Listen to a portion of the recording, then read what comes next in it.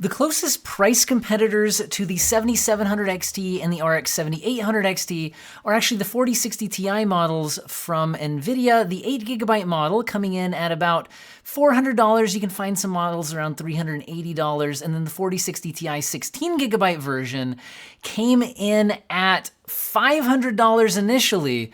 But we've recently seen the prices slip, likely in response to this release from AMD, down to about $450.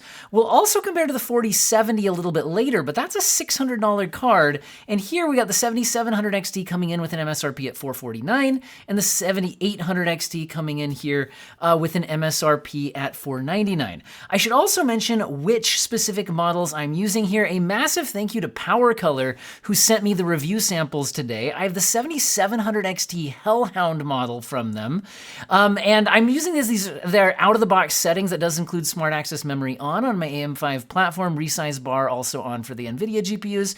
Also, these are set to their OC BIOS by default. I can adjust the fan speed. You can also go to silent. But honestly, even on the OC modes, I did not have too much fan noise coming from either the 7700 XT Hellhound or the 7800 XT Red Devil version, which again, PowerColor also sent over as well. All these cards worked great out of the box, which was awesome to see. And again, a huge thank you to PowerColor for sending those over.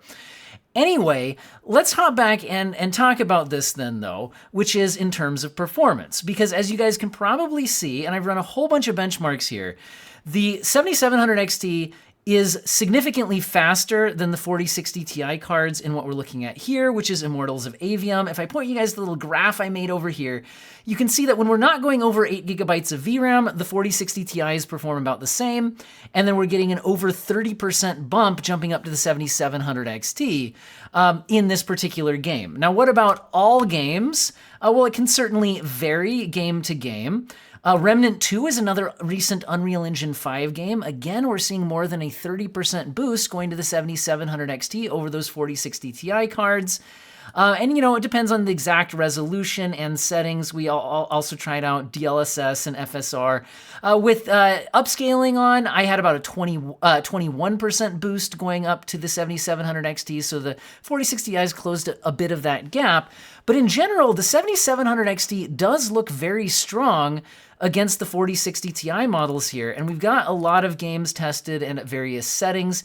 In Layers of Fear, which is another Unreal Engine 5 game and has ray tracing enabled, so it has the Lumen, which can be hardware accelerated ray tracing versus software.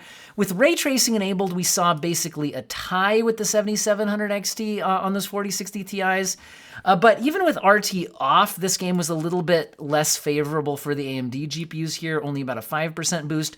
So it wasn't always crushing the 4060 Ti. But in general, I mean, in Starfield, we had an over 30% lead for the 7700 XT versus the 4060 Ti's. I tested a variety of settings. I'm not going to go through everything here. I'm going to kind of scroll through pretty quickly.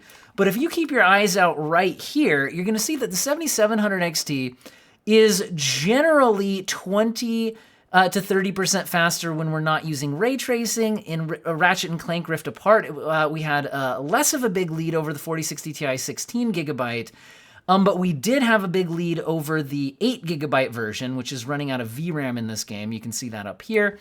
Not every game runs over 8GB of VRAM, but it certainly did happen in some games. With ray tracing enabled pretty heavily, like cranking every ray tracing setting in Ratchet and Clank, we do see the 7700 XT losing to the 16GB model of the 4060 Ti pretty badly, although not too badly versus the 8GB model, but the 16GB model is the one that costs about the same right now. Again, some more ray tracing results, some with upscaling, some not. Again, more ray tracing results, but again, as we get away from ray tracing, we're generally seeing a win here for the 7700 XT. Even in some games with lighter ray tracing workloads, like Jedi Survivor, we are seeing the 7700 XT still actually taking a lead, although it's, you know, a smallish one, about 8% over the 16GB model here as we scroll through. And so overall, pretty good results here.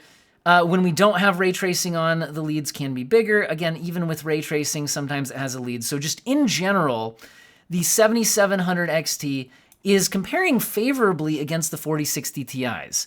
The problem is there's a bit of an elephant in the room here on all of these charts. It's that the 7800 XT is often a massive jump again from the 7700 XT. So if we scroll back through all of these charts, look at the gap, the percentage gap from the 7700 XT to the 7800 XT. As I kind of scroll through here, watch those numbers, and you can see it's often at least a 20% lead, sometimes even closer to 30%, sometimes down in the teens. But honestly, it's usually a pretty massive lead here as we scroll through these results. So saying that it's, 16%, 17%, 25%, 20%, 30%, that's kind of the problem with the 7700 XT. One of the problems with it. It's only a $50 jump to go from the 7700 XT to the 7800 XT, and for that extra $50, which is 10% of the price basically. So if we go 500 divided by 450, we see an 11% price jump to get the 7800 XT. That gets you 4 extra gigabytes of VRAM, 16 versus 12, and it's getting you generally more than 11% more performance, even when you're not running out of VRAM. So it certainly seems like the problem with the 7700 XT is mostly the fact that the 7800 XT at $500 simply offers better value. So if you can work the extra $50 into your budget, that makes more sense. Now, also, depending on where you're at in the world, there's another problem with the 7700 XT. The fact that the 6800 from the last generation of AMD GPUs exists. The RX 6800 is still available in the United States for around $430, which is actually $20 less than the 7700 XT.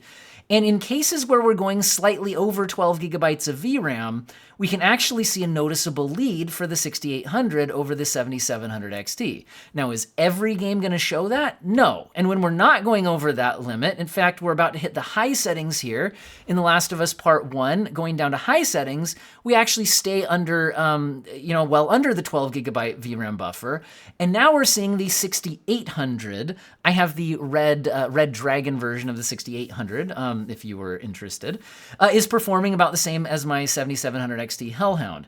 Now I'm going to scroll through a whole bunch of results here, and you're going to see that if you look at the percentage difference here overall, it's not usually very different. And sometimes the 6800, especially in games using a lot of VRAM like Ratchet and Clank, when you enable ray tracing, we're looking more than 12 gigabytes allocated here.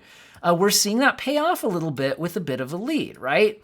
But again, oftentimes about the same, sometimes a bit of a lead for the 7700 XT.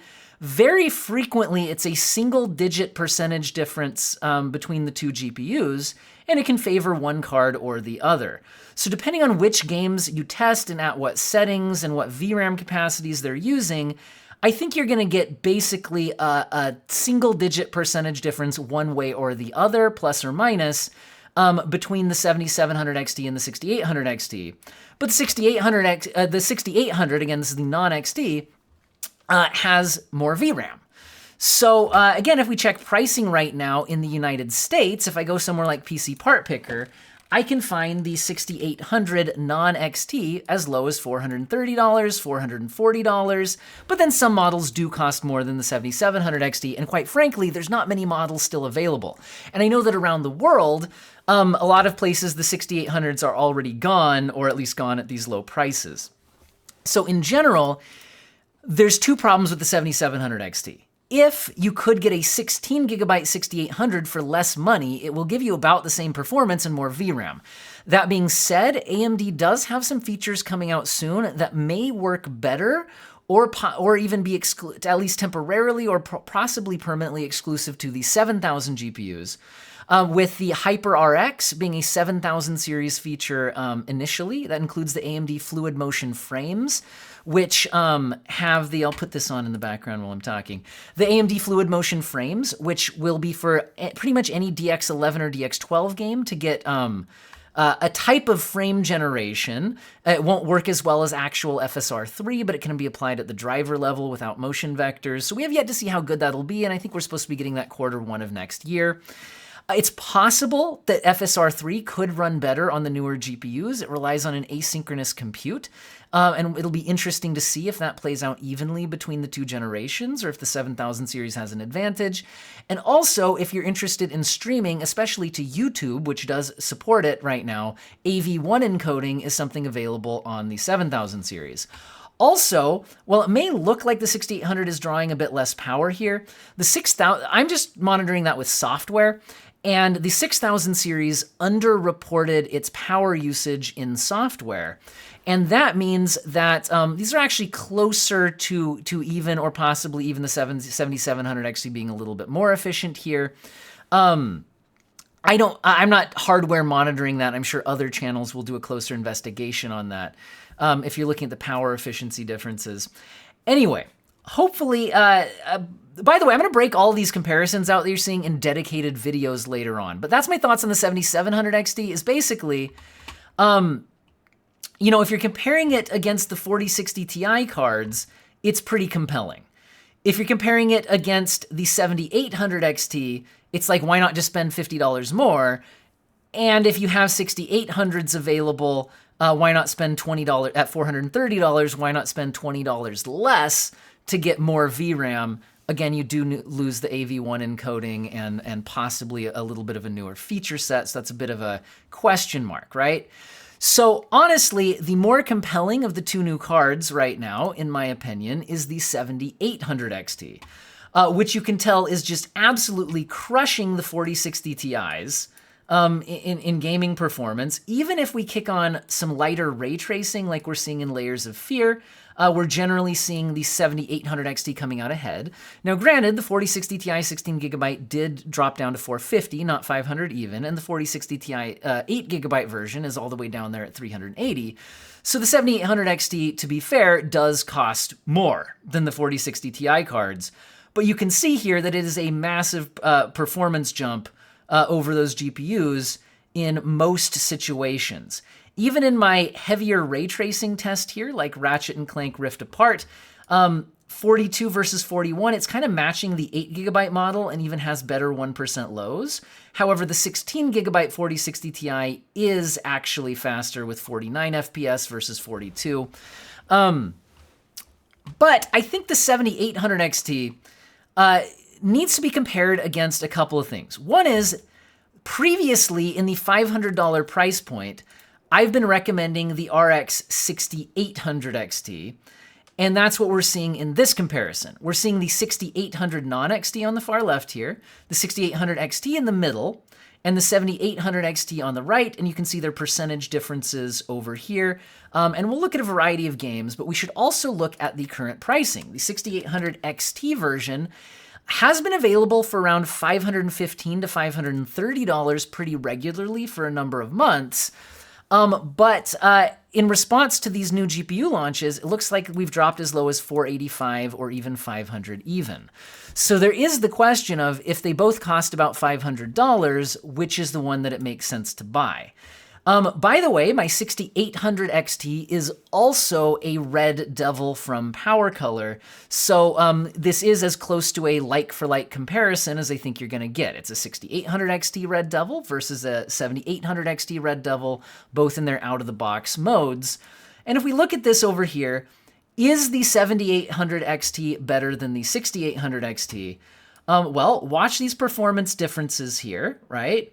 And let's scroll through some results quickly. Again, I'll release a dedicated video with these results, but as we scroll through, you should be noticing the 7800 XT consistently ahead of the 6800 XT. By a wide margin, not usually. Occasionally about tied, like we're seeing here in Baldur's Gate, but both of them are producing such high frame rate numbers that it doesn't really matter, and we possibly could even be seeing a bit of a CPU limit at the top end there. But again, in most situations, and it seems like with ray tracing enabled, it might even be a bit of a larger lead for the 7800 XT, but a few percentage points off the normal difference that we're getting here. Nothing too crazy. Scrolling through a ton of results here.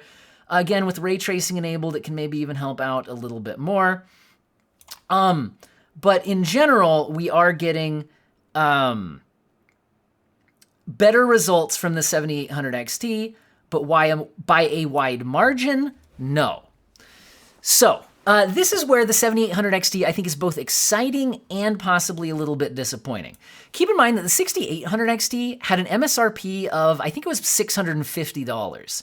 The 7800 XT is coming in at $500 and is offering better performance along with AV1 encoding, and possibly some newer exclusive features.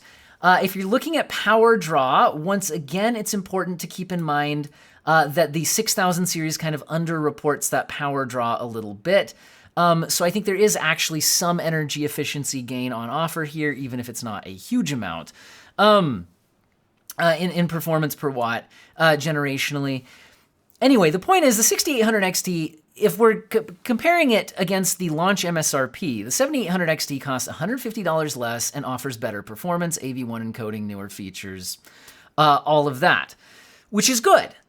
The thing is, I think some people might be disappointed by how much does this shake up the GPU market that we've already had for a number of months now, because let's face it, the 7800 XT is coming way later than most people expected or wanted, which means that the 6800 XT has had to respond to market pricing down to around the $500 mark anyway, which means, are you getting a better deal at $500 than you have previously? Yes, but only by a little bit, right? It's a little bit faster, has the same amount of VRAM, has AV1 encoding, all that, and about the same price tag. So, I don't think anyone with a 6800 XT should upgrade to a 7800 XT, but is the 7800 XT now going to be my recommended $500 GPU? Absolutely. First of all, there's no other direct competition. We have the 4060 Ti 16GB at $450, and the 7800 XT seems to crush it in all but the absolute heaviest ray tracing workloads. And then in almost every other workload, including lighter ray tracing workloads, the 7800 XT crushes it. 7800 XT does cost $50 more. But then NVIDIA doesn't really have another counter at $500. They do have a 4070 available at the $600 price point. Also, AMD's own 6950 XT from the previous generation was also available for around $600, more commonly $630. Why don't we actually pause this for a second and take a look right now. The 6950 XT, if I wanted to buy one at the time of filming, which is the night before you see this video on September 6th, I'm recording this in September 5th in the late afternoon, $630. Again, RTX 4070s, let's double check the current pricing. Looks like the lowest I could possibly get is $590, and most of them are sitting at $600. So let's be clear here. Do some math. 600 divided by 500 is 20% increase, 1.2, right? In other words, the 4070 costs 20% more than the 7800 XT, and the 6950 XT costs 26% more than the 7800 XT. So as we now look at these percentage differences, keep that in mind, and notice that most of the time here, I set the lowest GPU as the 100% baseline, so oftentimes that's the 4070. So is the 7800 XT often faster than the 4070 when you're not using ray tracing? Yes. Is it usually as fast as the 6950 XT? No, it's kind of between the 6800 XT and the 6950 XT. I didn't test a standard 6900 XT flat for this testing. Also, my 6950 XT model is the Merc 319 from XFX, and the 4070 is the Nvidia Founders Edition. Anyway, if you're curious on all that. Now, take a look at these results as we go ahead and go through these. Notice with DLSS enabled, the 4070 did close the gap a little bit, but is still behind. Not using frame generation. I'll talk a bit more about that as a segment at the end of this video. But again, I'm gonna scroll through here. You should take a look at these numbers and just generally look, is the 7800 XT usually better than a 4070? Yes, often by a 10 to 20% margin, but not always. We're seeing layers of fear using Lumen's ray-traced hardware acceleration, where the 4070 is about 6% ahead. Not that big of a lead, but it is a lead. And as we scroll on here again, Starfield using the the September 1st early access patch and drivers and all that is a bloodbath. So if you're interested in that, and the 7800 XT Red Devil does come with Starfield code, throw that into the mix. I'm hoping that we see some better Nvidia optimization coming for this game in the future. But you can see a whole bunch of results there in Starfield. Again, Ratchet and Clank seems to be a bit more of an Nvidia-favored title, but without ray tracing enabled, we do see the 7800 XT ahead, although I'd call it basically a tie if it's a 4% lead. But when we do kick on the heavy ray tracing, we can actually see a large lead for the 4070. Here we're actually seeing 42 FPS for the 7800 XT in this opening cinematic versus, what was that, over a little over 60 FPS on the 4070, right? 64 versus 42. That's a pretty big difference. If I kick on kick on upscaling, so DLSS or FSR2 at the quality setting without enabling frame generation, drops to a 30% lead, but that's still pretty noticeable. It's 77 versus 101, and I would also give the image quality lead to DLSS. If you look at the fine details in like the fur rendering in this game and things like that, I do believe, I'm not sure how much it gets shown off in this particular scene, but objects in motion, things like that, I do think come out a little bit sharper, a little bit less fizzling with the DLSS upscaling, all of that. So we can see the 4070 get some wins with heavy ray tracing, and it can come out pretty close in some other games. Jedi Survivor ray tracing is a lighter implementation. We can see it's 69 nice versus 68, basically a tie there. Without ray tracing enabled, again, the 7800 XT jumps up to like a 13% lead. We can scroll through some more results.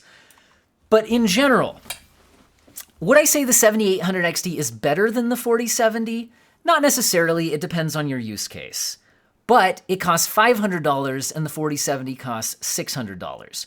So is the 7800 XT a better value than the 4070? If you're mostly doing rasterized performance, absolutely no question. And if you're doing lighter ray tracing workloads, absolutely no question. Like I said, it was really only in the heaviest ray tracing workloads where we're seeing the 4070 have a meaningful lead.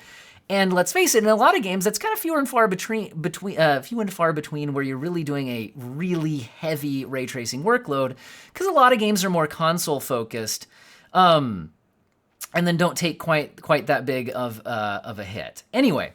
On the ray tracing. So this is an interesting matchup. Let me put it like this, maybe in summary. Previously, when talking about should you buy a 4070, we had to compare it with the 6950 XT. And between the 6950 XT, which is a little faster than the 7800 XT, but not a lot, right? You're not in like a completely different ballpark. Against the 4070, I was like, well, they cost about the same, and sometimes the 6950 XT costs a little bit more. The 6950 XT is a bit ahead in rasterized, a bit behind in ray tracing. The 4070 had better energy efficiency.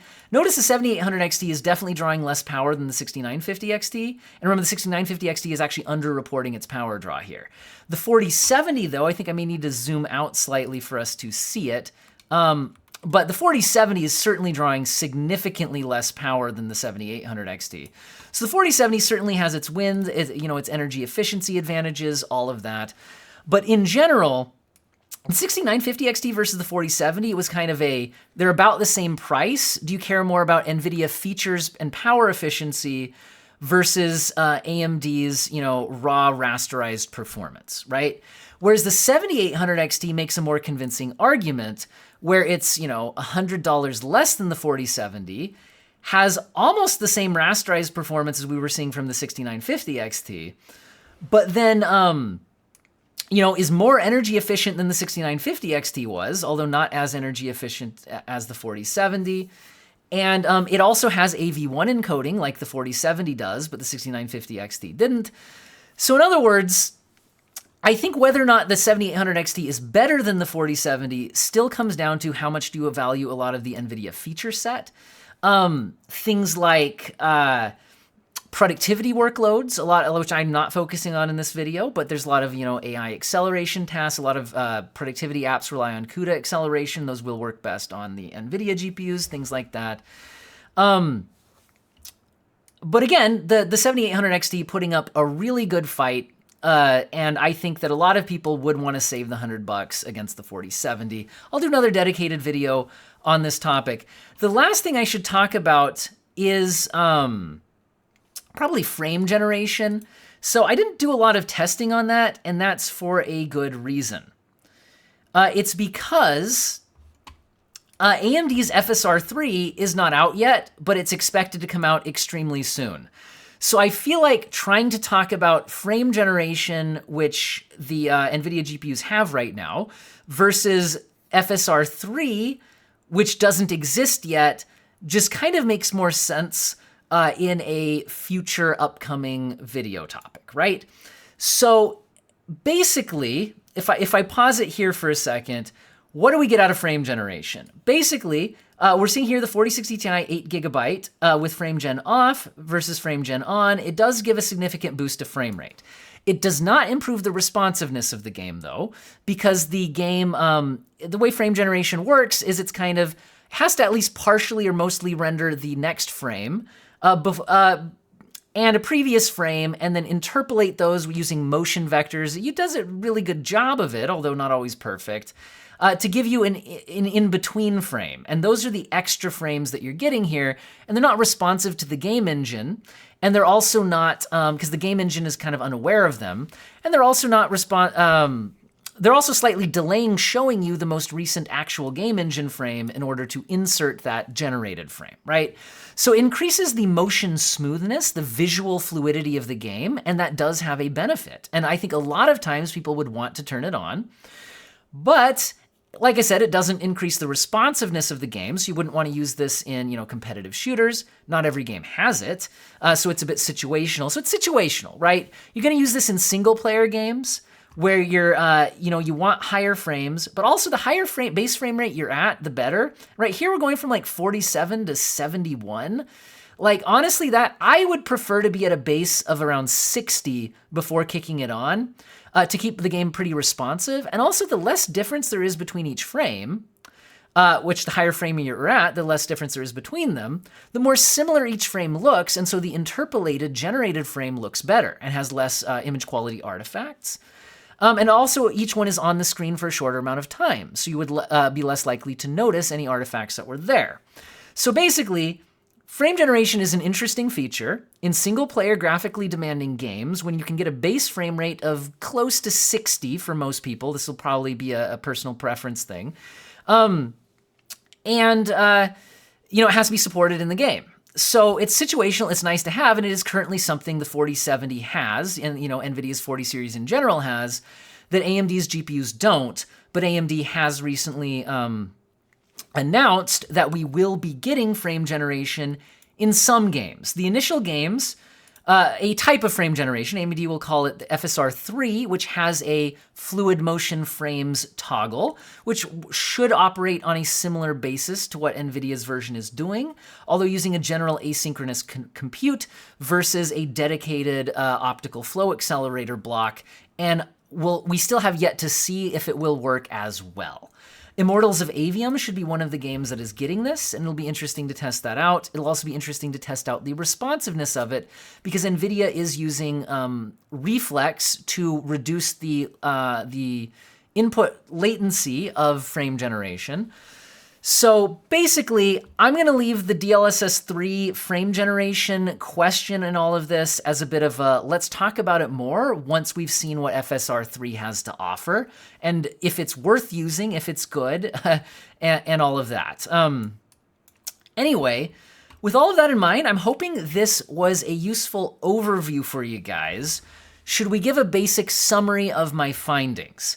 Basically, the 7700 XT does look compelling when compared against the 4060 Ti models from Nvidia. It has 12 gigabytes of VRAM versus 8, although it's $50 more expensive than the 8 gigabyte version, and it costs the same as the 16 gigabyte version, but is generally faster, right? Maybe not in the heaviest ray tracing workloads, but the downside to the 7700 XT is that the 7800 XT is only $50 more and offers you more than an 11% performance bump and more VRAM for that price tag. So it's hard not to just go with the upsell to the 7800 XT. And if you live in a region with a 6800 available for around $430, which I do right now, then the previous generation card with more VRAM for less money is also interesting, although, you know, no AV1 encoding and a few little feature set down questions about how some of the newer AMD features will work on 7000 versus 6000. So there's the summary on the 7700 XT. It's not so much that it's bad, it's more that the 7800 XT is a lot more compelling, right, from a price to performance standpoint. What about the 7800 XT? It is now, the 7800 XT is now my $500 recommendation. It is better than the 6800 XT and should cost about the same as the 6800 XT has been costing, and the 6800 XT has been my $500 recommended GPU. Is it a little disappointing to not see a larger performance jump between the 6800 XT to the 7800 XT? Yes, but I think that's mostly a thing of the 7800 XT should honestly probably have been called a 7800 non-XT. And if you look at its actual number of compute units, it's more like the 6800, and it is offering a decent performance bump over the 6800, you know, generationally. Not that you would upgrade to it, but I don't know, you see what I'm saying here? And again, the MSRP of the 7800 XT is lower than the 6800 XT launched at. But basically, the 7800 XT, well, it doesn't look that impressive against the 6800 XT. It is better, and it's now my recommended $500 GPU. It also competes very well in a price class about $100 more, up against the 4070 and the 6950 XT. I think I would absolutely buy it over the 6950 XT because the 6950 XT is only slightly faster, but draws more power and doesn't have AV1 encoding, and it's likely that the 6000 series might not support the newer AMD features quite as well. Like there's like the anti-lag plus version, which is kind of a 7000 series exclusive, at least for now, that kind of a thing. So having the newer features, lower energy efficiency at $130 less, 7800 XT is a great choice there, versus the 4070. How much do you need the Nvidia features? Bit of a question mark on if we'll get a frame generation competitor with FSR3 that's actually pretty good. That kind of a thing.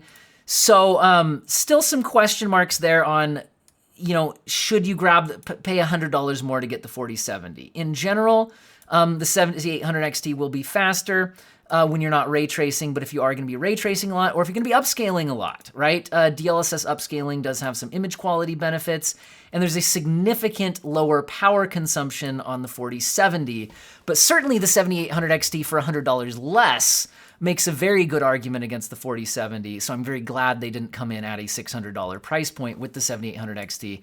I think that's a pretty good summary of the video. Now, all of these clips that I've been showing you guys from these side-by-side comparisons, my plan is to actually break all of these out into a dedicated video like you guys are probably used to from my channel of, you know, this card versus that card versus this card. We go through all the details. We're not skipping around. We're talking about all of it with the final thought section just for that matchup. All of that. So expect those coming throughout the next couple of weeks as I have time to tweak the editing and do the voiceovers and final thoughts and all of that. So do stay tuned to the channel. Yeah, hopefully you guys found this interesting and useful. I hope all of you have an excellent day.